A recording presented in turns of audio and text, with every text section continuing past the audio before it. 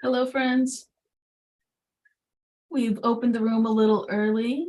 Enjoy the slideshow, and we'll get started at the top of the hour.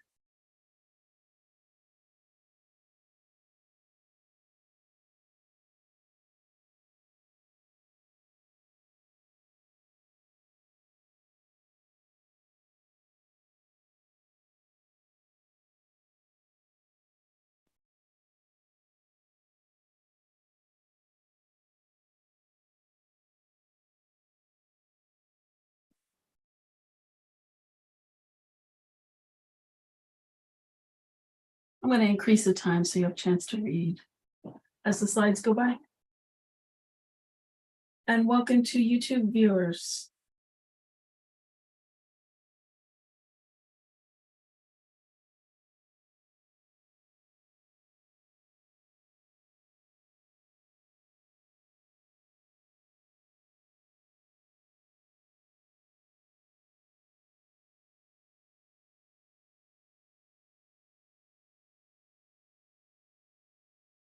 Welcome, everyone.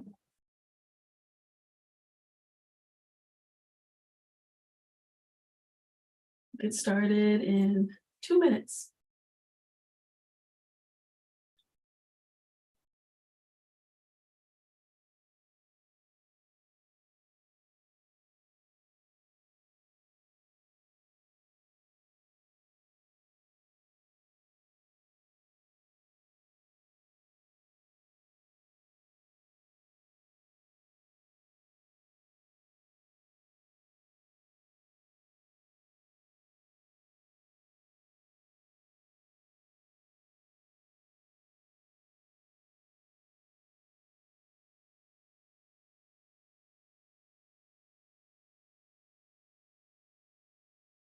Welcome, everyone.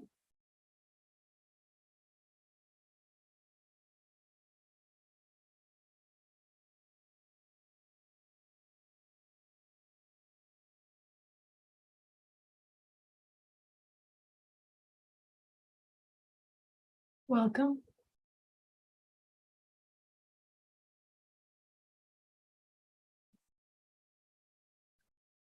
Give it till the top of the hour and let some more folks fill up the room. Thanks for joining us tonight.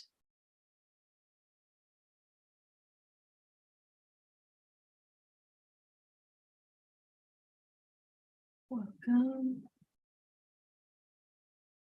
All right. Thanks for being here tonight. I'm Anissa. I am your librarian host. And I want to just thank you all for being here tonight. And see.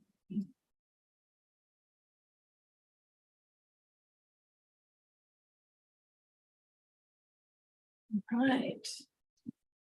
I've lost my toolbar. I'm sure it'll come back to me. Weird.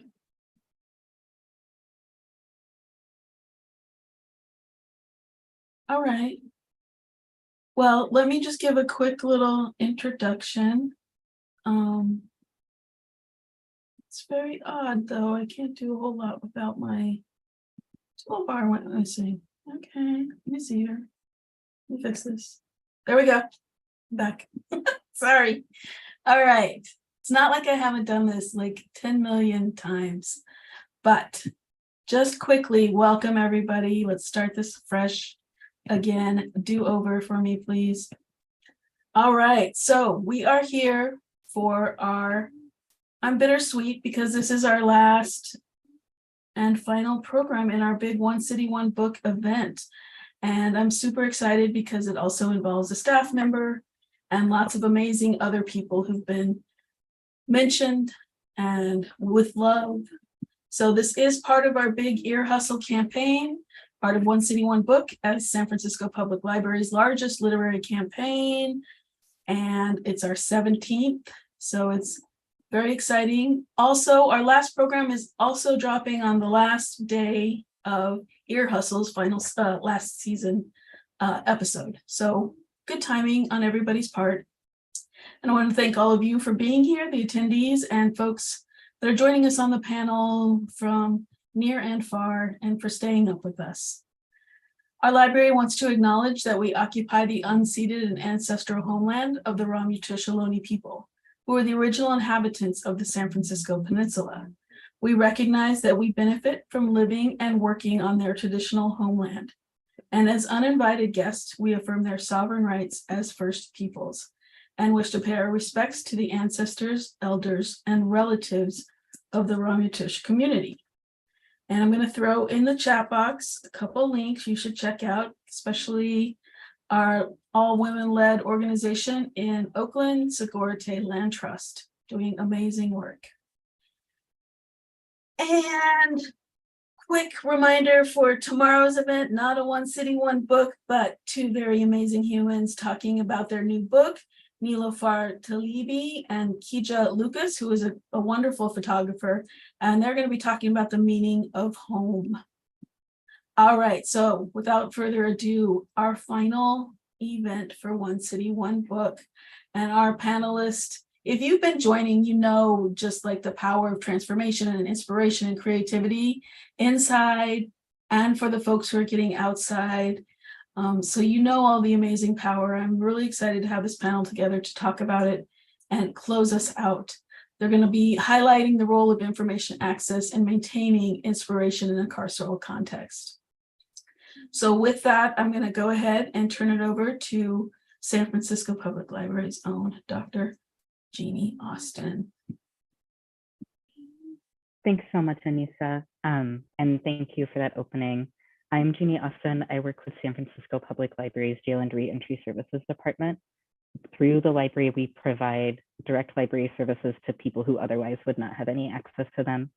We're in the San Francisco jails 2 days every week, and we have about 800 patrons that are there at any given time.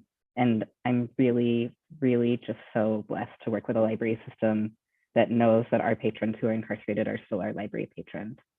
And I'm also very blessed to get to moderate this panel today. As Anissa was saying, so many of the One City, One Book programs have countered the kind of cold and statistical narrative that people have around incarceration. And while we don't want to erase the size and the volume of incarceration and the way that it impacts Black and Indigenous and people of color's communities and livelihoods, and ripple effects out, so not just while people are incarcerated, but just like volume. We also know that people who are incarcerated are people, and we know the power of creativity and of access to information in people's lives, especially when people are incarcerated. So everyone on this panel is an expert really in their field and has come to share some of that knowledge with you. We opened this program with some slides from incarcerated artists and from library patrons who've been incarcerated about the value of access to information and about their own work. And we know that there is a role that almost all of us can play in supporting people who are incarcerated, including in their creative practice. Many of those slides were provided to us by the Justice Arts Coalition, who is on SFPL's advisory committee for our Mellon Foundation funded grant to help identify where library services actually exist for incarcerated people, because they're fairly limited. And if you are interested in being involved in supporting someone in their creative practice while they're incarcerated, I really encourage you to reach out to the Justice Arts Coalition about their partner project, which I've just put a link in the chat for, which is a project that connects mentors and just artists generally across the walls of jails and prisons. I'm going to start by just asking our panelists to say something about themselves, and whatever you would like to highlight in the work that you've done is deeply appreciated.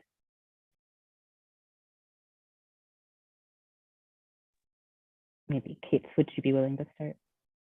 Sure, I was just about to jump in. Hi, everyone. Thanks, Jeanie. Great to be here with you all. I'm currently the Director of Prison and Justice Writing at PEN America, which is an organization that works across literature, freedom of expression, and human rights. We're one department of a much larger spread of work And I saw a beautiful graphic that talks a lot about our work on the advertisement for this event tonight. What can I tell you about our work? We do so many things. We've been supporting writers in prison for over 5 decades through elevating their voices in public platforms and connecting artists and writers through the walls and through a high-level fellowship, publications, et cetera, et cetera, et cetera. We'll talk a little bit more about our work tonight. And without taking too much time, I'm going to pass the baton to Robbie Pollack, who is my colleague, since I gave you a little taste of what PEN America is. Thanks, Kate. I'm Robbie Pollack. I'm the program manager for prison and justice writing, also at Penn.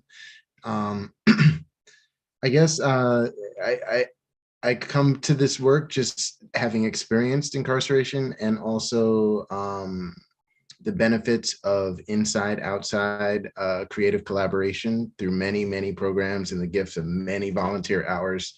And I like to pour that back into our work at Penn America, the knowledge of the inside perspective and the outside perspective, and making sure that we're hearing all the voices. I think it's like really cool to be here and also celebrating the work of Ear Hustle and its groundbreaking and long-lasting impact on our approach to hearing the voices of the incarcerated and what partnerships can mean. So I'm just happy to be here.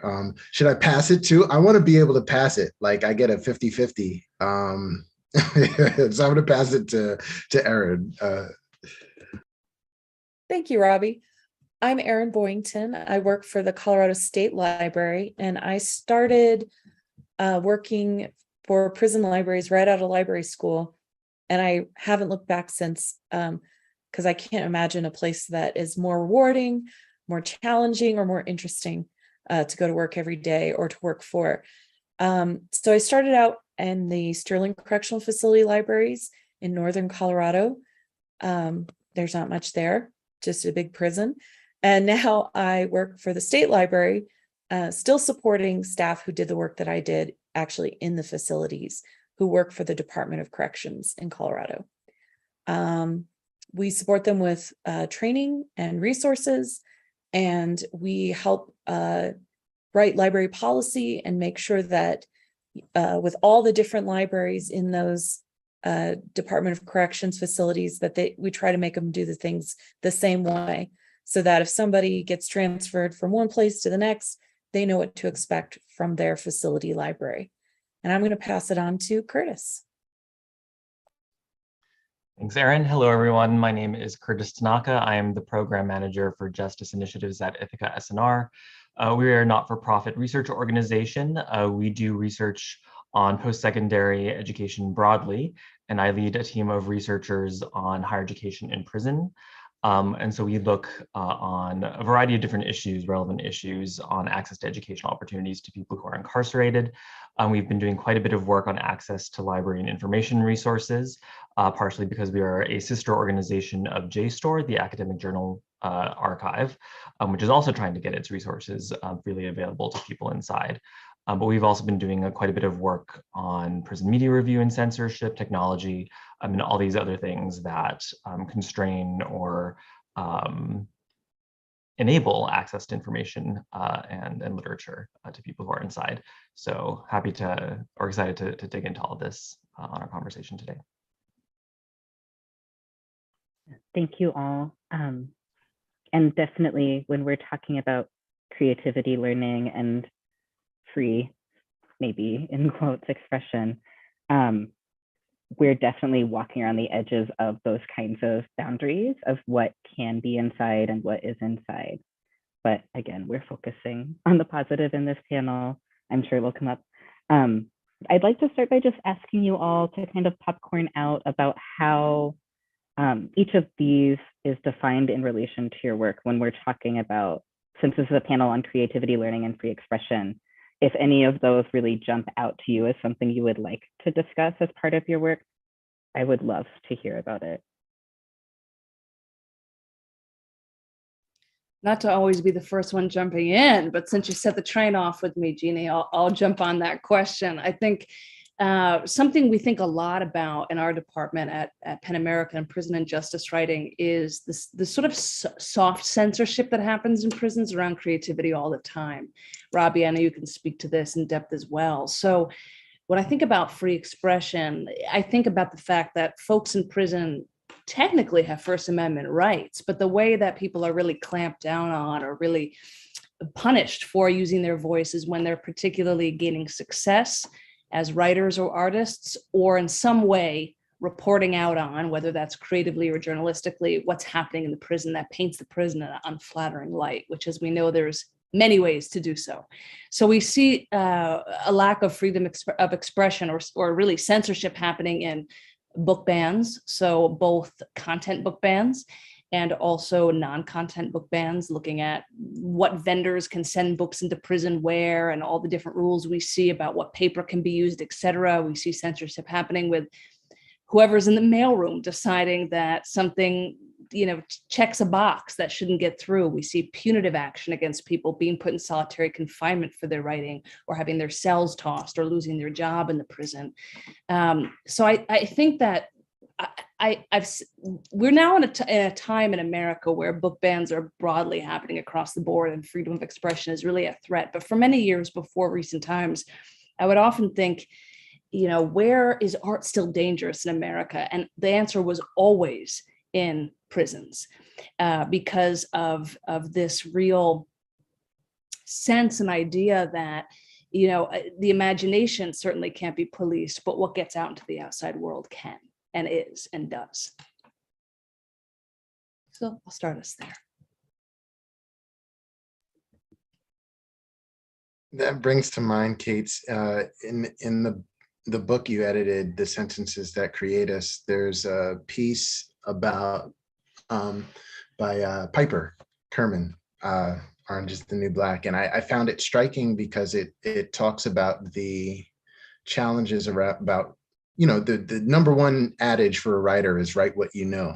And in prison, writing what you know can have severe consequences. So it's how do you write about the people around you without betraying them, without having your papers found and maybe getting them in trouble, or writing about your past affiliations or even present challenges. Even if people writing about their own mental health can have their writing used against them in ways that people would cringe at in the outside world. And so I love that Piper was willing to be brave enough to dive into like the hows and whys of how you answer that question for yourself as a writer.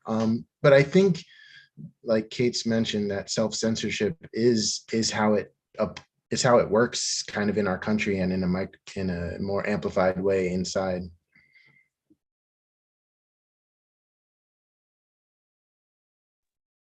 I guess I can go next. So working with libraries, censorship is always a constant struggle, because censorship is a fact of life in prison. There's certain things you're just never going to get.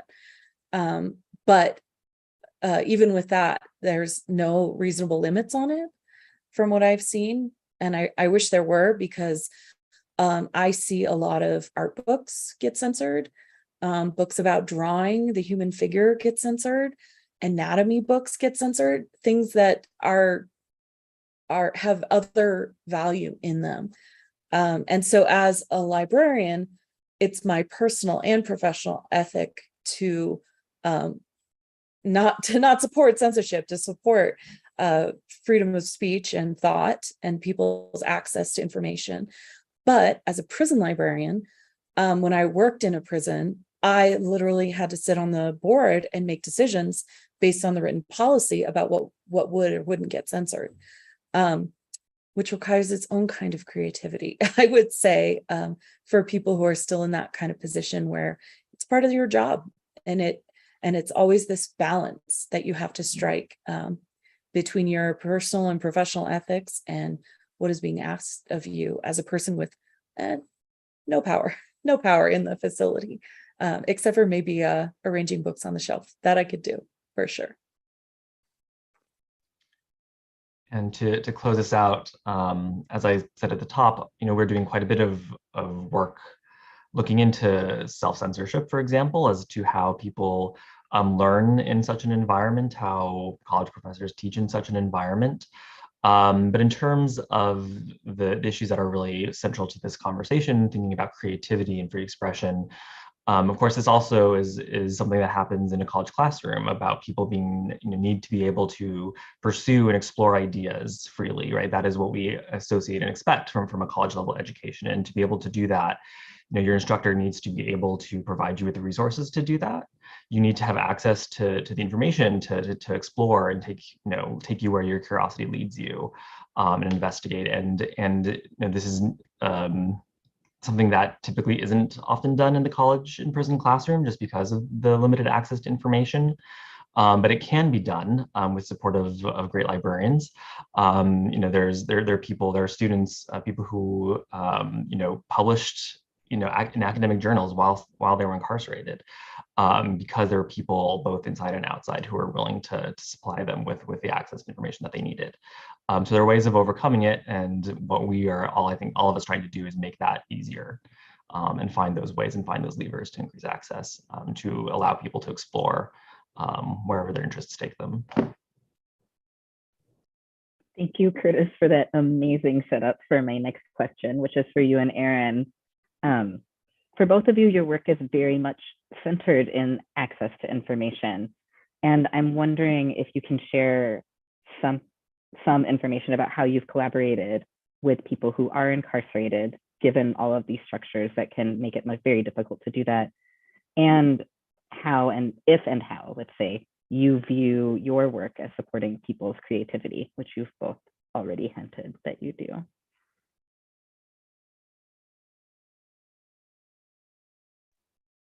Shall I take it first, Curtis? Okay. So when you're on the inside, there's this drought of information, and you can always tell how hungry people are for knowledge, for input, for any kind of stimulation to keep themselves going and engaged with the world.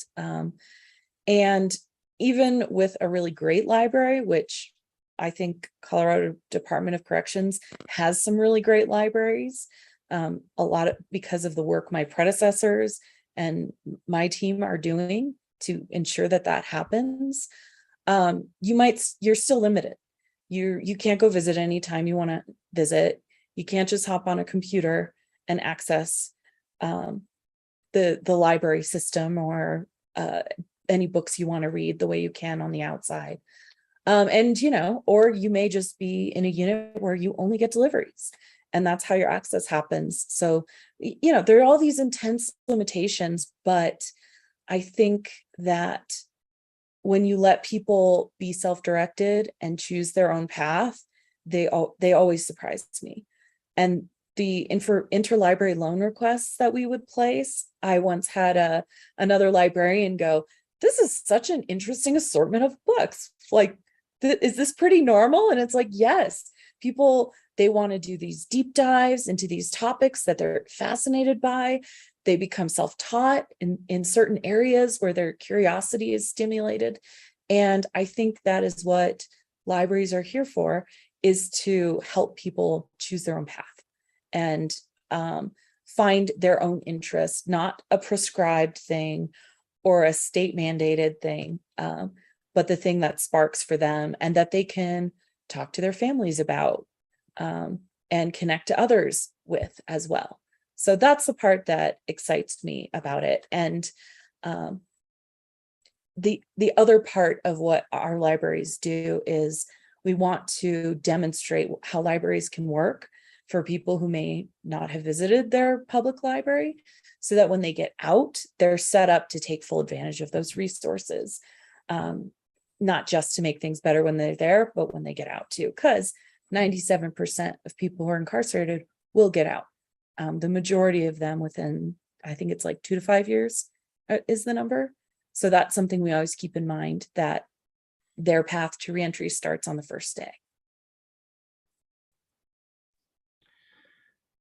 So for our work, we collaborate and work with as a research organization. We do quite a bit of convening and bringing people together from different walks of life and different parts of this whole puzzle. So we do quite a bit of work with the college programs directly. We do engage with the Department of Corrections, and of course we engage with currently and formerly incarcerated students in our work. We always have representatives from all these different constituencies and groups and perspectives on different kinds of advisory boards. They are central in our in the research that we do by informing that research and shaping that research. We hire on my team, for example, we have representation from people who have been incarcerated, and other parts of the organization also. A lot of the work that's being done is being led by people who've experienced incarceration. So that kind of centering of those perspectives and that experience is really important for anyone who engages in this work, I would say. And especially because there are things you can know intellectually about how something works or how something is supposed to work on paper, at least. And there's always that inside knowledge of like, well, this couldn't happen because of X thing that you would never know about unless you had that direct experience. And so that's been extremely important for our ability to really understand the landscape and to shine light on some of the issues to make them more visible to a wide range of people in the public. In terms of supporting creativity, as I sort of already said, creativity, I think people don't necessarily think of education and creativity as necessarily being in the same wheelhouse all the time, unless it's maybe like a creative writing program or something. But of course, really, the goal of any kind of college education should be to support someone's intellectual curiosity, their ability to think critically and to explore ideas and the boundaries of human knowledge. And that is something that we want to try to support through the work that we are doing at SNR in terms of thinking about censorship and self-censorship, access to information, technology, and is complemented by the work my colleagues are doing at JSTOR in terms of making that resource available so that people can do these kinds of deep dives, so that people have a resource and a robust resource to hand in a way that complements some other kinds of library access and other information access that they have. Thank you both so much. I'm going to pivot a little bit. And thank you, Robbie, for setting up the pivot by mentioning sentences that create us and giving some background information on it. Kate, I just publishing a book that's written by currently and formerly incarcerated people. It seems like such an intimate connection between people who are not incarcerated, who are working on that book and collaborating with people who are inside. And like there's so many places where the communication can just fail or be cut off. I'm wondering if you can tell us a little more about the power of creating the sentences that create us and how it carries forward now that it's out in the world. Yeah, there's nothing more I love than to talk about this book. So thank you for the question, Jeanie. And so much of what Curtis and Aaron just said really resonate. I think it's really important to share that this book was inspired by a resource that PEN America had put out long before I came into the program. Our program is 5 decades running. I've been running it for about 5 years. And the original handbook for writers in prison was the small guide to writing that it was sent to thousands of writers a year. And it was really became like a cult classic in prisons, if I can say so. It was a resource I really admired when I taught writing in prisons before I came to PEN. And I had the opportunity to really reimagine what this resource could be. And the first question was, how does this resource really serve people on the inside, knowing all of these barriers that Curtis is talking about that you wouldn't know unless you're on the inside, knowing that there's no internet, like Aaron mentioned, in prison. So what we would find, and Robbie can attest to this, who's been along the full ride with me, is that we would go through the mail, the stacks of mail that come in, and start to notice that people didn't just want to understand how to write a poem, but how to live the life of a writer. What did it actually mean? What were the opportunities? What were the options? There was a lot of also, false belief that everybody was going to be the next Stephen King or something, when, as we know, as writers and creatives on the outside, that, even the most famous writers usually have some other job happening. So there was this real opportunity to think about how we dispelled myths, how we encouraged, how we inspired people, how to make the book inspirational and aspirational and instructional all wrapped together. And that meant going to the source, going to people who lived the experience. So yes, it's full of people who are formerly and currently incarcerated. There's 50 contributors across the board. Most of those folks have justice involvement. And what can I say about Working with the Walls? I was the editor, so it was really me working with individuals to piece together this collection and figure out how to shape it and what questions we wanted to answer that we saw routinely coming in. And I think one of the most interesting pieces of this that tags to your question, I think, is how community echoes through the book. People reference each other throughout the book. Nigel and Erlan are both interviewed in the book, also in the journalism chapter from Ear Hustle. So that's a fun connection to bring full circle. But throughout the book, people are referencing each other's classes, their instructors, other writers they've read. As I read through the final book, which is 350 pages, I started to notice where there was already this underground community happening, even outside of a scenario where it's disparate. There's no interconnection. People are in a prison in Washington, but they've heard about somebody in DC who's been writing, and here they are in the same book. So that was something that I thought was really powerful in terms of just looking at an underground artist community that somehow flourishes in the most removed and isolated and exile circumstances. There was something else I wanted to say. What was it that brought this point home? Oh, what we're doing with it now. I could talk about it for ages, so I don't want to go on too long, but please feel free to ask any more questions to guide me in a certain direction. But I will share that we were very lucky to get a Mellon grant to disseminate 75,000 copies of this book for free into prisons across the US. At this point, we've disseminated about 38,000. So if you know of a classroom or an individual who might be interested in a book on writing from prison, crafting a writer's life in prison, you can request it right on this page that's being posted in the chat. And we are also building a curriculum around it to propel and develop self-directed writing groups in prisons across the US, and not to own them as PEN America groups, but really to work with them as pilots to develop incarcerated leadership. So we're targeting programming deserts where there is not arts programming happening. So we start to infuse and build a language for, a training kit for, and some momentum for seeing people inside as being capable leaders themselves. I mean, it's just incredible. It's such an amazing revision of the work that Penn had already been doing. And I think it holds so much promise in multiple ways for people who encounter the book, Incarcerated and Not. I'm also really glad that you mentioned this community of practice that forms, almost organically is not quite the word, but against many, many odds. And I know, Robbie, you are a major part of this community of practice that exists. You've been providing programs and hosting events related to the creative work of incarcerated people for a really long time. I mean, it's just incredibly impressive. And I'm wondering if you can share with us some of the joys and challenges of doing this work in your own experience. Yeah, that's a great question, Jeannie. I'm feeling every week that we do our work, we realize that self-care is a big part of it. People who work in and around the carceral state, whether you're on, the prosecutor side, whether you're the court clerk, whether you're a CO, whether you're a formerly incarcerated person or a librarian who has to go in and out and kind of the alarms go off, everybody gets against a wall, or they're all experiencing some kind of secondary trauma or firsthand trauma in many cases.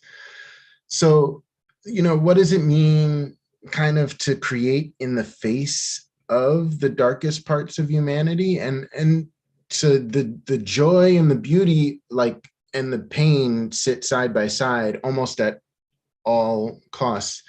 There is a remarkable whimsical delight I've noticed in the free world where you can choose to kind of actively ignore and create on a different level that isn't really connected to human concerns. So I'm really into NFTs, and some of the NFT art is like really abstract, high level, you know, like a cutesy little thing that's just really cute and ephemeral and like doesn't really have a grounding. In fact, its distance from reality is kind of its selling point. But I think of, when I think of the art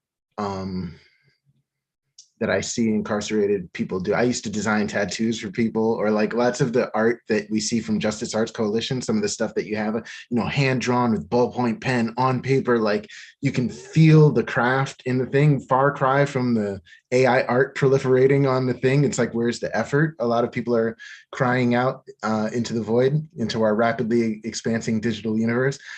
Anyway, so I think there is, there's a joy in connecting to our humanity and the pain. I remember, and now I've definitely gone on too long. I remember a workshop where a facilitator came in and was like, you know, we're going to be mindful, we're going to be present here, right where we are. And I was like, please, could we question that approach? Like, maybe we don't want to be mindful about stale meat number 19, and like, you know, like, can I disassociate? Can I just disappear into my, you know, James Patterson novel?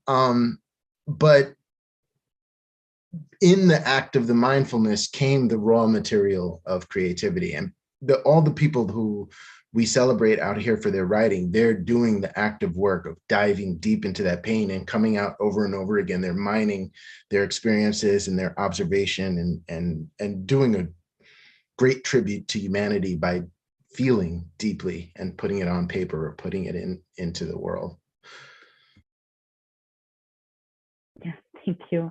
I'm always so impressed by the people we meet who are committed to their creative practice inside, because no carceral facility is designed to offer inspiration, you know. It's like if you were in a hospital, but worse. Like, but there's nothing there that's like, you're gonna feel great, or like, here's a beautiful object that you look at, unless you create the beautiful object or the room to imagine or the world built. You know, we've known some people who are writing like high level sci-fi. Like, how do you build an entire world that you have no access to and nothing around you begins to suggest that world is possible? It's such a testament to the endurance of humans as artists and the kinds of social bonds that we build around communication. And I'm going to turn it back to libraries on this after that big setup. Sorry, Aaron. I'm interested in hearing how, with your work in the Colorado DOC or alongside the Colorado DOC, you've been able to create kind of formal supports through the library, like library programs that make some of that room possible. Yeah, one thing I do want to add is that people who are incarcerated are creative and resourceful all the time without necessarily creating a work of art. Whenever we got called in to do cell searches on our day, you know, everybody goes and does cell searches, even the library staff when you work in a prison. You know, you would see people like using dental floss to hang their washcloth because they don't have a place to hang that in their unit. They have to figure out how to do their phone call, ordering supplies on Canteen, even getting access to the list can be a job that they have to complete. So there's a lot of creativity that they're already expressing, and a lot of creativity that prison administrators are afraid of, like self-administered tattoos, which are a problem. You know, you don't really want that kind of art going on. Please draw that, but not on yourself. So I would always tell my library clerks, use your powers for good, because I do think that they're powerful in that they are creative and resourceful people, as anyone who has, you know, worked on the other side of it has discovered in some way, sometimes to your chagrin. So that said, what I really like and what I think is the coolest thing in the libraries that I work for and with is seeing when the people who are incarcerated are empowered to create their own programs. And there are some libraries that have been doing that for a while, and it's awesome. So Some of the programming, D&D groups, which in some places are banned, which is silly because it's a great pro-social outlet for all that energy and excitement and to work together for some creative goal. We have one library that does language learning groups for Spanish and American Sign Language as well. There's tons of interest in learning other languages. So we are always providing those kinds of resources. We had like a Swahili audiobook that was constantly on interlibrary loan. And we're like, maybe we should just buy this. People really want to like learn while they're there and use their time well. One thing that a program close to my heart is something called Read to the Children, where family members and loved ones of children can read a book, record themselves reading it, and then send the book and the recording home with them. And some of the libraries have setups where their library workers can edit the videos, and they get really creative with that. They'll do like a scan of the page behind the reader, or they'll do the text on the screen, or they'll do fancy wipes and fades, and they're learning the software just as much as they're creating this beautiful thing that a child will enjoy. And as we know from our data from the program, watch over and over and over again because their loved one is in there giving them a gift.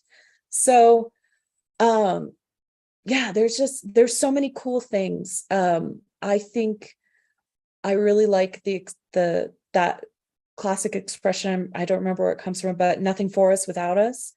And I think that's especially true of the way people on the outside or people who work on the inside as librarians can work with people who are incarcerated and support what they're already interested in. Thank you so much for all that, and especially for the reminder of just surviving inside of a jail or a prison or a juvenile detention center, ICE detention requires a lot of creativity and a lot of resourcefulness. I am also thinking about the ways that there can be barriers in doing that, working together, especially around bringing new technologies that facilitate access into prisons. And Curtis, I know that's something you've been working on with trying to figure out how can students have access to databases. What are some of the ways that you and other people at Ithaca SNR are thinking through or creating to begin to smooth the process of actually having people who are able to do their own research that requires technology? Right. So I think I'll sort of back up first and just talk a little bit more about the role of technology generally in supporting educational access. This, is sort of like the third rail of this topic, insofar as both departments of corrections tend to not like technology as a security threat, and the college programs themselves are a bit wary of technology for fear that it will encourage departments of corrections to eliminate in-person programming in favor of completely or entirely remote or virtual programming. When it's widely understood that in-class, in-person experience is one of the most transformational aspects of getting that education, especially in that space, is the ability to be together in a room and talking about ideas. And so there's a real concern on both sides. However, it is also the case that to have a real equitable and quality college education today, you need to have access to technology. You need to be able to talk to your professors. You need to be able to enroll, which, doing it pen and paper, like that there's often not an option to do that anymore. And so colleges actually have to figure out other processes to enroll students or to apply for FAFSA. All these kinds of things are made much more difficult because of the lack of technology. So it's not just, it's a broader problem. And as Erin, I think, sort of already said, when people go home, they also need to be able to use technology. They need to be able to turn on their cell phones and turn on their computers and know how to go to find resources that will help them. And so this is a huge challenge in this space. Increasingly, we're seeing more and more technology come into the prison environment. One of the most important sort of watersheds was when the GED test went completely online. There was no longer a paper version of it. So that meant that prisons had, which typically have a mandate to support general education, had to figure out a way to make that available. So that was one turning point. What we're seeing now, and what I see is a question in the chat, in the Q&A, is the question of tablets. The providers are certainly moving in as well, especially with the restoration of Pell funding. This is a major concern, that this is what college programming will be, while just looking at videos on a tablet, rather than being in the classroom, and rather than having any kind of live or direct access to instructors or even peers. However, it's also the case that these things can be supports to education if used in that way, not to replace, but to amplify. And so what my colleagues at JSTOR have been doing quite a bit of work on is thinking about different kinds of solutions to make their resources available. So the original solution, also funded by the Mellon Foundation, was an offline version of the JSTOR index. So it didn't have the full text articles. It just had the titles and the metadata and the abstracts in cases where the articles had the abstracts. This was a very clunky process insofar as a student, would have to look at the index, write out the title of an article that then would have to go back to the campus to be printed out and then be brought back in. And this could take weeks to months in some cases, by which point your paper is probably already past due, or you get the article and you realize it's not what you need. But still better than nothing. Now there's a couple of different things in the works. So one is a direct access solution for facilities that are experimenting with direct access. Colorado, I believe, is one of these states where they're piloting the direct access solution. So students will be able to just go on to a version of JSTOR and just get access directly to articles without having this whole process. And then there's a more robust version of the offline index for those jurisdictions that are still not sort of thinking about giving people access to the internet. So there's a couple of different workarounds. Media review tends to be a pretty big sticking point, because thinking about getting a few ILL books in is one thing. Bringing in a corpus of millions of articles that cannot possibly be vetted by the person in the mailroom is a whole other problem. But of course, these are critical resources that that people need to have access to, and so figuring that out has been one of the big challenges as well. So part of it is the technology. The technology already exists. I mean, we know how to secure things if we need to. I think a bigger part of it is really just changing the culture of and thinking around what access needs to be and what needs to happen within corrections. Yeah, thank you, Curtis. And we have been in conversation in our department around the way that it's so easy for the big tablet companies to say we are providing access, and maybe they're only providing access to open source materials or as an expose from, which means published before 1927. So I just invite you to consider the implications of publishing in that period and before. Or as the American Library Association revealed in their part, and specifically Eldon Ray James, some of them are providing access to books, but they're charging people to read by the minute, sometimes up to 5 cents a minute for people who make $25 a month. I'm going to do quick ear hustle throw in here, which I just love to recount as though I had some role in it. There's an episode of Ear Hustle that opens where Nigel and Erlen are talking and they're just kind of chatting. And Erlen's like, oh yeah, I bought a book this month. And then Nigel's like, okay, cool. How much does the book cost? And he's like, oh, it's $25. And then she's like, oh, how much money did you make this month? And he's like, oh, it was $25. Which is just such a testament to how people strive for, in that case, live an entire month for accessing one piece of information. And just the profound longing that exists inside of institutions. And just I'll underline again that everyone in this room potentially has some role to play in beginning to push against that lack, including potentially by being a partner with the arts project. Yeah, I think just the other thing I would add to that is, we talk a lot about just access, but of course not all access is created equal, right? And so, we need to think about, what does quality access look like? how much time do people have with these resources, especially if they're on a tablet or a laptop? Do they just have the access to it for like an hour, or do they have access to it around the clock, right? So what does that actually look like in terms of being able to access that resource?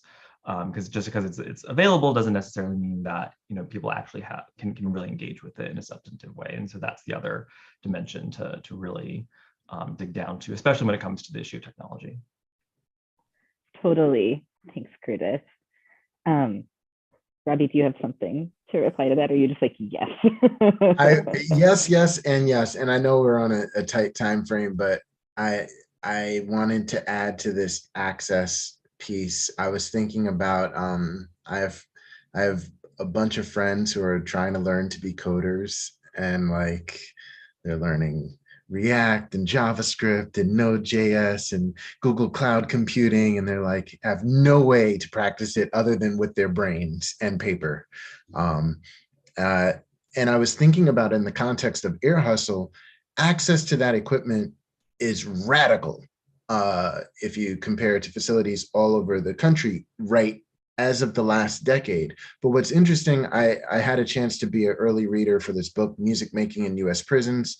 And I was thinking about how the culture that exists that Curtis was referring to, this kind of like, please keep the technology out, is a sort of really recent phenomenon. In the 90s and in the 80s, old timers will remember there was like much more flow inside, outside. There were people doing documentary films, locally learning filmmaking. There was like really a lot of new media, when new media was still a term, happening in prisons. And we've seen a divergence from that, and kind of like a real clamping down on the ability of people to use technology tools specifically to tell stories. I'm thinking of the illicit cell phone that slides in, and what you could land in the box for a very long time for having a cell phone. And it's like, why is this more dangerous than other tools, Anyway, also I was thinking Pen America did a project a while back with a group in South America that were creating pinhole cameras. And so like the old school cameras, and they had to slide the negative, and they had these little boxes, and they went around. It was in a women's prison in I think Buenos Aires. And they were like, no, shut down the pinhole camera program, because people were documenting the abuses that were happening using these super slow, developing negatives. Anyway, I just think about that in relationship to, the power that having equipment and access to technology represents. Yeah, completely. And I'm gonna step into my little academic role here. There's research that, especially around cell phones, just because you mentioned it, and I'm not advocating for or against them by saying this, it's just this is the research that shows that the main reason that people get cell phones is not even necessarily to document the conditions in which they live, it's to maintain communication with their families on the outside. And the reason that the cell phones are so lucrative as an end market inside is also because these telecom companies are so expensive and phone calls are so regulated. We're getting off of our thing, but I'm really into it. What are you thinking, Erin? Yeah, and I do just want to add that every time I've seen technology broken in the prison system, the way it's used is always to like when they figured out how to hide things deep inside the files in their education computers, the messages they passed were all like, hey, how's it going? Look what I can do. Look how smart I am. Or to send each other love notes, or Dear John letters remotely, which is a little sadder. But yeah, it's always about connection in ways that are, scary for people who run prisons, because we don't know that they're all going to be that non-harmful. But usually that's what it's about. Yeah, okay. I could just keep going on this, but I am going to kind of steer us a little bit back towards creativity, in part because Kate and Robbie, I've really wanted to ask you this question, which might be too personal, so just step around it if it is. I'm so curious about how, as creatives, you each bring yourselves into doing this work, and how your own experience as a creative, which Kate, you touched on a little bit with the Stephen King idea, like what is it practically to be an author? But how does your own experience with your creative work help you to think or move you through thinking about creativity for people who are incarcerated? I mean, I think that's a great question, Jeannie, and it's certainly not too personal at all. I mean, I love talking about being an artist because I don't see much of a distinction. You know, it's kind of like it's all art. This is kind of a grand art project that we're doing at Penn America as well. And I think the probably the most compelling and direct benefit of being an active writer, artist, visual artist outside of my job is that I bring that sensibility into the role. So one of the most exciting things about transitioning from teaching inside to working in this role and working with individuals through the mail, et cetera, was that I got to be a creative peer rather than a hierarchical instructor or somebody who had power over. And I think that that positions me as a collaborator. It positioned me as able to help legitimize writers that I was working with through the walls as being my creative peer versus a recipient of a service. And we get to have fun with it. I mean, I think that part of the biggest benefit, especially working with Robbie, is that we both have a real DIY approach. So we both are illustrators, we both are designers. So we decided we needed a print anthology for our 30+ year running prison writing contest 5 years ago. And we had no funding for it. We had no money.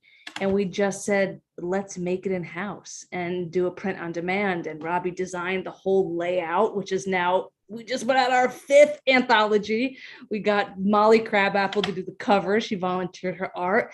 We got a bunch of illustrators to respond to the pieces in the book. And all of a sudden we had now a way for the folks in the book to understand what the heck it meant to win a Penn America Award, because previously there was no context for them. They'd get money and they'd get a letter, but what did it actually mean? Now there's a book where they can see their work among their peers' work. They can see it blurbed by professional award-winning writers. And I think being able to bring artistic sensibility or even skill into the job is that we get to make things happen like out of thin air. You know, that's a real beauty of that. And that's kind of a, you know, maybe prison part, but also DIY punk rock ethic that we bring into the mix as well. And you know, then you go and find the money for it. And we're still trying to figure that out if you know anybody. So it's going to be a slow burn, but I think it makes it really exciting. And as Robbie just said, you're underselling it too, Robbie. We this year we had a colleague, Malcolm, had a brilliant idea we stage every year award-winning work. This year was at the Brooklyn Public Library, read by outside actors and authors. And we asked each of the incarcerated writers whose work was being featured if they could have any scene that was on the screen behind the reader, what would it be? And Robbie gave me the great honor, knowing that I like to sometimes like not just write grants, but also, you know, design something. I got to put together the vision. So there's a real satisfying component to it, that it helps the folks inside, but there's something really satisfying as a creative. And I think that artists have the potential to see new worlds. And that's really what we get to co-create together, I think. Robbie, please, I'd love to hear your answer as well. Oh, that's so exciting. It was real. There was a lot of energy behind that. We weren't sure we were going to get the answers back in time. We weren't sure whether people were going to get our letters, whether it was going to get caught in any one of those censorship nets. And we had the idea last minute, and we kind of threw it out there and got overwhelming response. I'm in a weird position where we work with a lot of people at Penn, and sort of my ethos is like, if we're having fun and we're aligned, we're probably going to do better work. And especially in an arena that sucks joy and just wounds our souls, it really helps to charge it with creativity. And so creativity, I love what Erin said, is like creativity is just not just creating product, that you deliver and put up on a shelf and in the thing. Creativity has to do with like our orientation towards our environments and how we interact with each other. I think about, theater exercise. I did a lot of theater in prison, but a lot of what makes actors really annoying is that they get very good at interactions and and games and play and access to that, and if you think, literally people will hire experts to come into their boardroom and executive corporate scenarios to loosen people up and get people thinking and brainstorming and acting. And so in that regard, I think infusing our everyday, we do research, we do these massive reports, we do collaborations about people in prison all over the world. We're offering, stuff about journalists who are being attacked on the job, and people, it's hard. So I think everything we can do to like bring the humanity back, the joy back, please, Lord, the curiosity, even in the dark, like what could happen, what could be a potential or possibility. And I know that's vague. I can think of a couple of ways. This past breakout is one. The anthology is definitely another one, but also I'm thinking of partnerships and how we relate with the world around us. I think we've been, approached it with a sandbox, kids in a set, what could happen, and maybe we should, yes, yeah, let's go ahead, and that feels like the spark of creativity is happening. Thank you both so much. I'm going to kind of close us out, and there's room to go long or short, depending on how you feel right now, by just touching on these two emergent themes in this conversation that I find so incredibly interesting, which are those partnerships and collaborations, and then also the role of self-direction as people are creating in whatever manner inside. And so I open it to you all to answer or to highlight those, or to give some more depth to those in whichever you would like to focus on. I'll say just a few very brief things. On the topic of partnerships through the walls, I think that it's incredibly important for people to create community through the walls, and something I'm really proud of at Penn that we've inherited as a mentor program, but we really started to change the definition of who is mentor and mentee. It really, we see it as a very reciprocal relationship. So I think there's a sense that people think I'm going to go help folks inside, but really they end up getting so much in return. Creative community, for any of us that create, we understand how deeply important it is to have people to pass your work by, to inspire you, to push you, to dream with you. And I think that at our best, what we do is really create connections to the wall and create community through the walls. Prisons are really good at keeping that divide up. So how can we facilitate and help people be in more connection and community? And obviously on the outside, what that does is also create people who become sort of messengers for the cause, so to speak.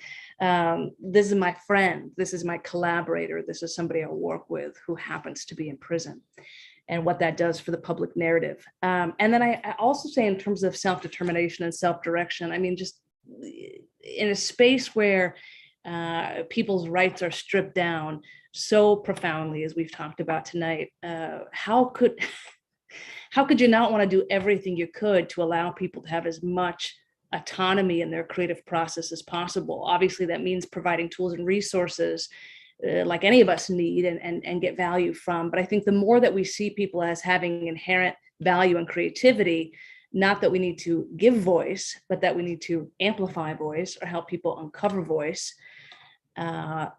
that I think is much more interesting to me conceptually, and I think much more beneficial to folks, across the wall. We all can benefit from that kind of a lens. Now, for me, it really comes from looking at the civil rights era and looking at leadership that was really propelling self-determination, and then applying that to this context as well. Maybe I'll just jump in. Earlier, Jeannie, you were talking about like it's amazing that creativity can happen and thrive in prison, and I kind of feel like it's if creativity is a substance and prison is a heavy object, it's basically just compressing this indomitable human feature, and it has to come out in places. Like it is unavoidable, and the artists and creators that we see and respect and we label with self-determination are people who have learned to sustain themselves throughout their journey as releasing, because everyone, it's coming out of everyone in all the ways, soap sculptures and, you know, things tacked on the wall and places that no one will ever see. It comes out. But what we recognize is that people who learn how to do it in ways that have a give and take. I have a friend who's a real business person. They're always talking about signals, but that's really the thing that's missing. When I create in isolation, the thing that comes out of it may not bear a relationship to the world. I may not even have the context to describe what it is I'm actually creating. One of my favorite books that someone gave me was a book on typology and the art of symbols.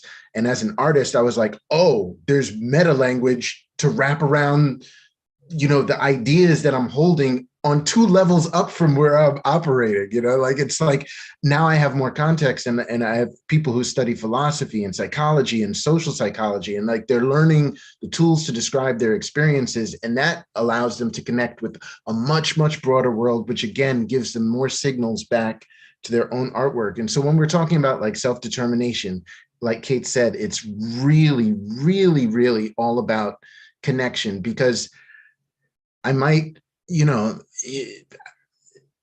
art in that siloed, hidden, like insular thing becomes a weird thing, and it's much, much richer and enriching for everyone, I think, in connection.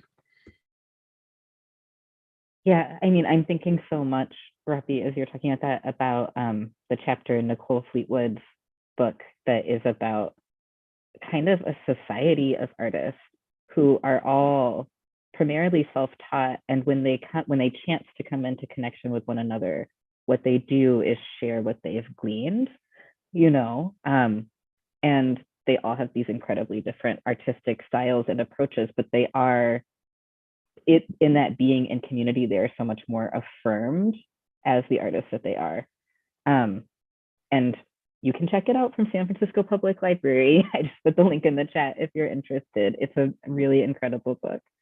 Curtis and Erin, do you have anything that you would like to add about collaboration or self-direction and curiosity?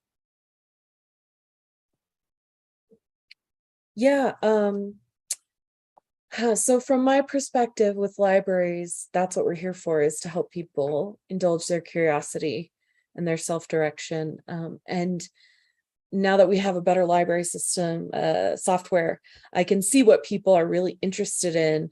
And there's a lot of trivia books on that list, or art books, or books that stimulate people's minds or make them amazed. True crime is a really popular genre, because all of those things, they feed their souls, I think, in a way that's really positive. And the staff who work with them, if you are connected with any of them, tend to get really isolated. So the more they can be brought into community, the better it is for everybody. You need to recharge your batteries too, if you're working in this environment. So I would say, if you're a librarian and you offer things like interlibrary loan, that's awesome. That shows the people who work in those places that you care. And I've always had great relationships with those folks. So from the librarian perspective, that's what makes me happy and feel optimistic about things, even when they are not perfect or great or anywhere near that. And from my perspective, I mean, collaboration, of course, is absolutely key to doing anything in this space. None of us can do anything without each other, and of course, ultimately without the willingness, grudgingly or no, of the Department of Corrections. So getting all of these actors together and thinking about building something that works and is sustainable, takes intensive collaboration. In terms of saying things like self-direction and curiosity, I think, Kate's and Robbie talked a little bit earlier or at the top about these I can't remember, underground communities of creative practice, and we see this also in the post-secondary education space. People, they may be involved in a program, they may start their own reading groups, or at San Quentin has like a Shakespeare group. People will find ways to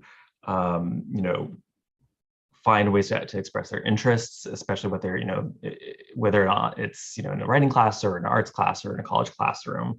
And certainly what we see in the college and higher education and prison space is that even if there's only 5 or 7 people who are enrolled at that facility in the college classroom, or maybe 12, that material, that knowledge is being talked about on the yard. It's, the articles are being shared, the readings are being shared. Other people are being encouraged to apply for the program, the next semester. So these kinds of opportunities for self-directions, for curiosity, for people being able to show their curiosity and their interests, and giving them ways to express that by taking these classes and things like that, are ways of building a community of learners, and can be really transformational for the facility itself. And this is something that we hear quite often from, anecdotally, at least there's not really good research on this yet. Something that would be great, but is that these access to these kinds of things, access to college programming, access to artistic program, creative writing, theater, all these things, these are not like the threats to security. Like, these are the things that build security and make a good environment for anyone. And so we need to sort of, I think, flip the logic of what we're doing here, and that these are not the threats. Like, these are the things that are going to make these places better and safer for everyone. And so that is ultimately, I think, what we need to be doing in the future. Yeah, thank you. I love that as our note as we move to Q&A of the fact that any people bring information in with them, right? And they share that information. They share their knowledge, their creativity, their passion, and any piece of information, any program, any support that recognizes people inside as human is not just impacting the space in which it occurs, even if it's a letter between people, but has the possibility of transferring hand to hand or word of mouth throughout the prison. It's such a powerful message, and also such a reminder that people truly do exist in networks of care while they are incarcerated, and that anything that gets in is valuable, is cherished in a way that it gets polished as it is spread, and becomes more and more refined. And especially when you start to think about people getting transferred from facilities, how that knowledge continues to carry forward over time. So really, and in part because of the bare fact of incarceration, any information that's getting in just amplifies in ways that, like you're saying, the research isn't there, but might even be untraceable because they're so incredibly complex.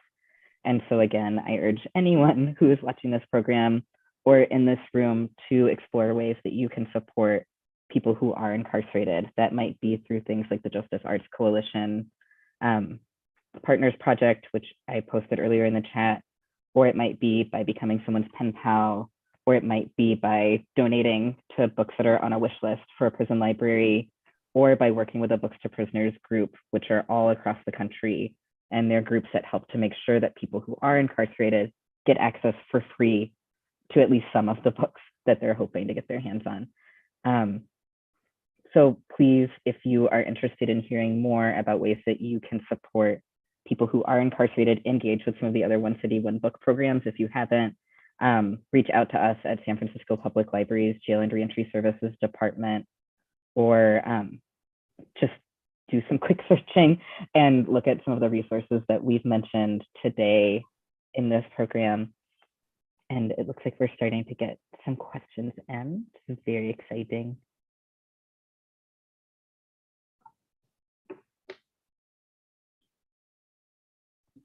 I also think that the question that Curtis answered in the Q&A is interesting. Maybe other folks might want answer to that question as well. There's a lot that could be said on that, that question. Yeah. I guess I can speak to Tony's question about the offerings in prisons, and I can speak to Colorado that we've never fully recovered from COVID and being locked down for 2 years with little to no access to their libraries because their staff were pulled away, or to their families because visiting was shut down. Colorado's Department of Corrections is critically understaffed, and about a quarter of the library positions are vacant. So that's kind of a bleak note. But with all that, the people who are there are still trying to provide opportunities for creativity. I know one of our highest security prison libraries is offering things like violence-free initiatives, where, you know, the month without violence for people who sign up, which is a really big deal in those high security facilities. They get something like they can participate in a program. They get a special treat, whether that be like ice cream, I think was 1 month. So there's some things that they're trying to do to bring the humanity back and to get people engaged, and then as well as all the things that the libraries are trying to do and trying to start again after the pandemic just wiped out a lot of what was happening that was going well. Yeah, and Kate's kind of addressed this, the question in the chat as well, but I'll add on, which is, as Kate's pointed out, you know, prisons that are close to these urban areas like San Quentin or Sing Sing in New York is another good comparison. These ones that are easily accessible to the cities are tend to have a lot more programming. There's just more interest. There's more people.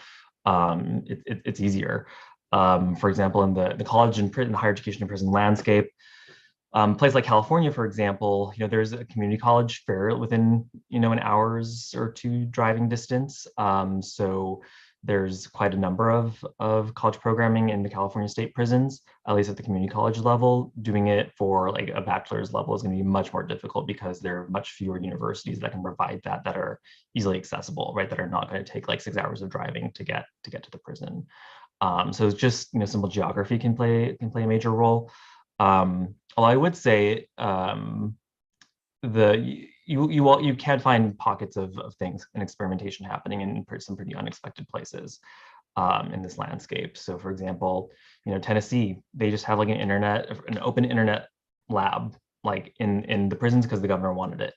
And so they don't need, you know, all the grant funded things that JSTOR tried to do to get access, right? They can just like go onto the internet and get access to JSTOR. And so you'll find things, you know, happening in really unexpected places. And it's usually just because there's some, you know, the governor, you know, wants something to happen, or there's, you know, a warden who's willing to take risks or something like that.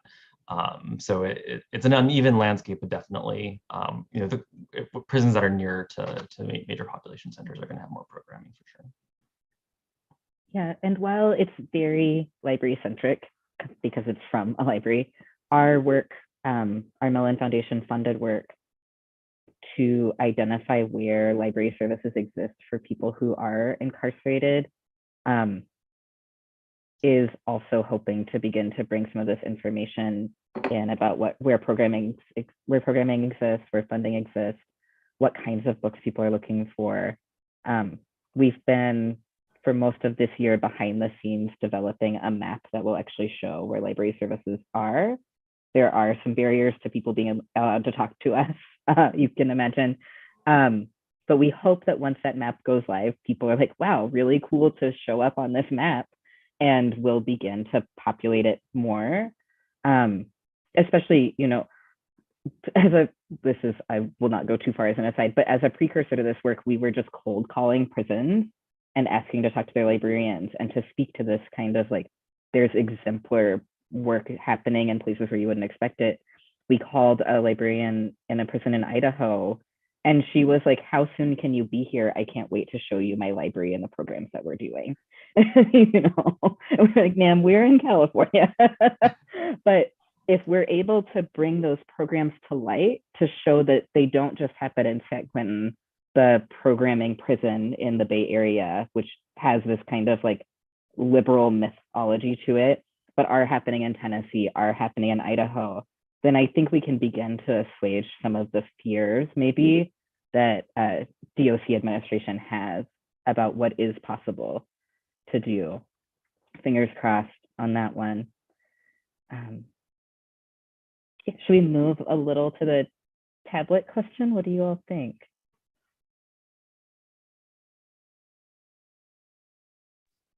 Oh, it's a double-edged sword.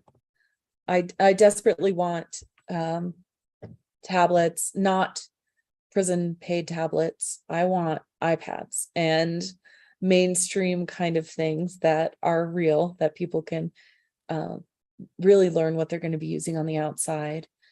But it's a struggle.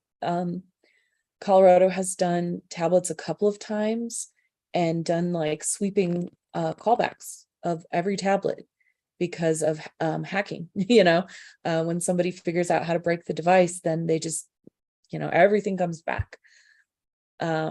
So if it was the case where they replaced physical things with those electronic things, they're just too easy to take away and really hard to return once that has happened. But in Colorado, we know the technology is inevitable, and it's a pretty progressive state. And I do think we have leadership at the top who are really invested in getting technology in the hands of people and making sure that they're keeping up with what's going on the outside, so people can come out with real skills and resources when they're on the inside too. Thanks, Robbie. I love my librarians too.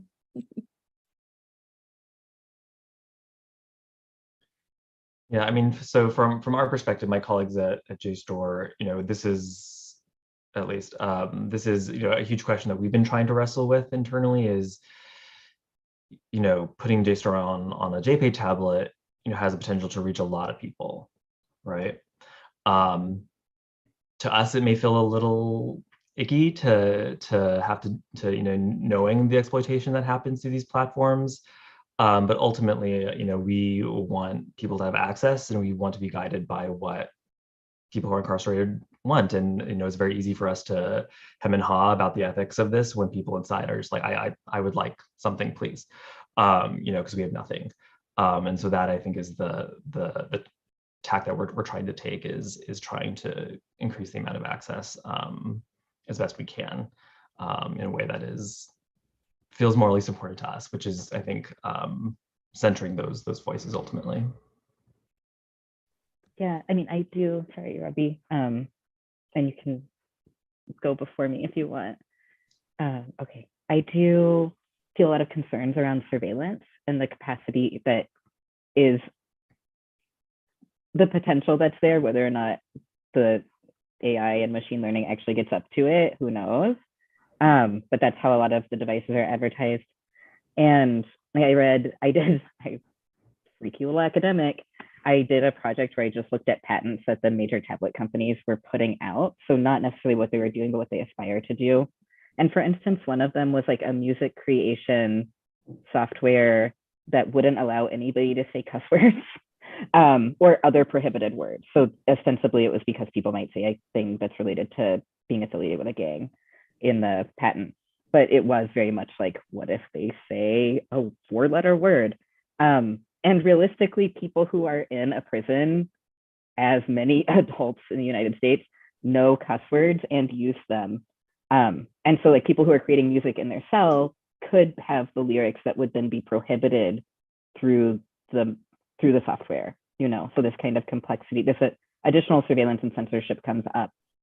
That being said, I'm going to just teaser watch this space with San Francisco Public Library, because we believe that we're on the cusp of doing something that might be really innovative around access and tablets. And if we fail, I don't want to tell you what it is. But we're really excited about what we're moving forward with here and hoping that we're going to be creating a model for successfully facilitating some access.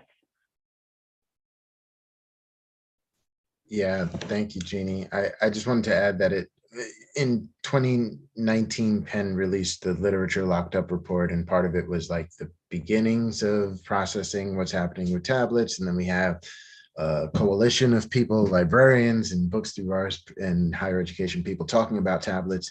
Most recently, we had a fellow developing a report using anecdotal evidence and like some research from third parties, people like Worth Rises who track prison profiteering, and like, what will it mean the day the last physical book gets mailed into a prison? And that's the framing of his research, which is still yet unreleased. But I think about ongoing work right now that we're looking at in New York City, where they had one brand of tablets that had free to access information that recently got replaced with Securus. And like, what does this fight look like when, as one colleague puts it, people are essentially being commodified to have funds siphoned from their families and from their lives? And so I think the tablet issue it's a reflection of what's happening in society with our scrolling, eye tracking and habits. It represents kind of like the same mirrored effect on the inside, where people's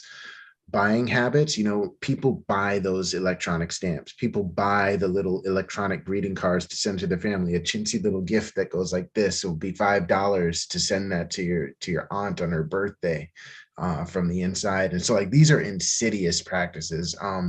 Access to funds and funds transfer get like marked up, and like, so it's like, yes, every person inside I've ever spoken to is like, please, I want a tablet. Although there are some people who are like, please make sure you keep my physical books. Don't even play games. But the price is really, really high, and there's very little oversight. So I think tablets are the big issue, and will continue to be for another, for a long little while. And I would add that with digital rights management and the proprietary software on those tablets, that people can spend thousands of dollars on movies or books and not be able to use them once they get out, which is, we all know that when we're stymied by digital rights management, but it's even worse because it's intentionally not compatible with anything else. Yeah, or when the tablets get recalled, or they go with another vendor, right? So yeah. So tricky.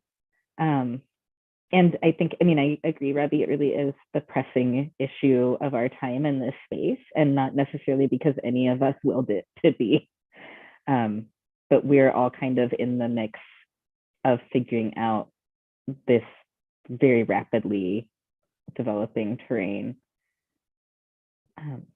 Yeah, and I think Yeah, libraries need to be at the front of it, because we're all about providing things at no cost. And if we start it that way, maybe we can undermine some of that profiteering that happens. It's our hope.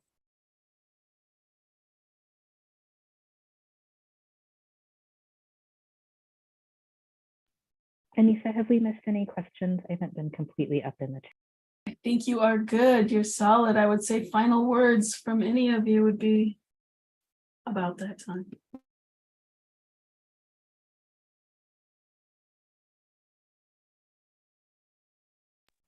I'll open final words by just saying thank you all. It's amazing to share this space with you, and we're so happy at San Francisco Public Library to be able to provide you with this platform, and to learn from you and your expertise. And I thank you for closing out our One City, One Book program for this year, and for your ongoing work. I hope that everyone who's able to attend or able to do this continues to follow what you're doing, because it's just it has been incredible. And I know that trend is going to continue. I also just wanted to say a thank you as well, especially to you, Jeanie, and to our co-panelists tonight. It's really good to be in community with people who feel the same way we do and get to share ideas. It always adds fuel to the fire. Likewise, I feel a little bit extra softness. Very grateful to be here and share this space. The people inside don't necessarily get to see and talk to all the people. So frankly, and they don't know that there's a Zoom happening where attendees are watching because they care about creativity of people inside and how to support that. There's no way for them to know, you know what I mean? Like we said, there's no access, but I am feeling all the gratefulness that somebody in a cell would feel for all of the people here, for all the people in attendance and watching and listening, just because it does have an impact, the things that you do and choose. And when you do go search out the links that Jeanie mentioned earlier, how you can get involved and whether you feel like, oh, maybe there's something I can do, I can tell you that it does make a difference. It feels a little bit like a Jerry Lewis plea at this point, but I really, really want to say that like everything we can do to reach out and support healthy creativity. Even like the get rich or die trying people who are like, yo, I'm gonna make $1 million with my patent, that my game board design, my book that I'm writing is gonna make me a millionaire. But like that's the dream that fuels a lot of people to keep searching, and if you can channel that, it can be great. Yeah, I'll give them a book on tiny home building or finances, because everybody's really interested in that. They all want to be the next Elon Musk. So yeah, thank you all for attending and hanging around. And this like refills my bucket quite a bit to get to see what other people are doing and to talk about some of these good things. I think it's so important because it's so easy to get focused on the dark stuff, and people are people, no matter where they are, no matter where we try to put them. They're gonna surprise us and do unexpected things. And sometimes it's really great. So thank you all. And I have nothing much more to add other than to thank all my co-panelists and everyone for attending. I think it's, as everyone has said, it's always amazing to talk to and share. Because we all encounter different parts of this issue, of these issues, and all bring our different perspectives and experiences to it. And so just the ability to share knowledge and to spread the word, I think is so important, and couldn't imagine doing it with a better group of people. So, and thank you also to Jeanie for organizing as well. Yes, thank you all for really rounding out this last One City, One Book event, and your inspiration and your excitement is like totally contagious. I thank you all for doing this. Jeanie, as always, thank you. And library community, the biggest thank you to you for being part of this and listening and being such an engaged crowd. Go to bed, everybody. Go to bed. Thank you.